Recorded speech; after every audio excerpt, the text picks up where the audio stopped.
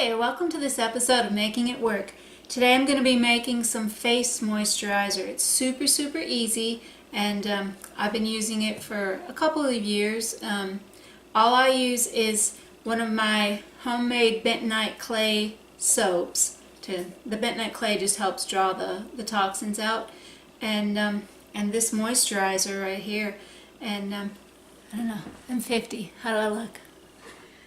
Anyway, this is a half a cup of organic coconut oil that I've just melted in this little kettle of water. I just set the jar right in it, put the coconut oil in the jar, set the jar in the water, and let it come to a boil. Or let it go until it melted. I've got my swizzle stick here, and to this half a cup of coconut oil, I'm going to add a teaspoon of vitamin E oil,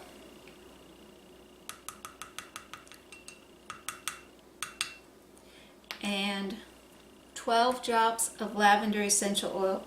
Lavender is actually really good for your skin, besides the fact that it smells good. So if I can get this to drop here. Sometimes it takes a while.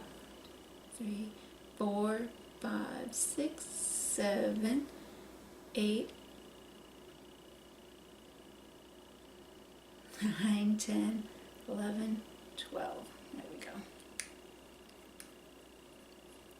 And just stir this up. So it's really warm right now, obviously, because it's all melted. It's been sitting in that pot of hot water. But as this cools, it'll thicken, and what I'll do is I'll just stir it occasionally to make sure that everything stays mixed up, and it'll give kind of a creamier texture to the moisturizer. This little half cup of moisturizer, it lasts at least a year, maybe even more than that.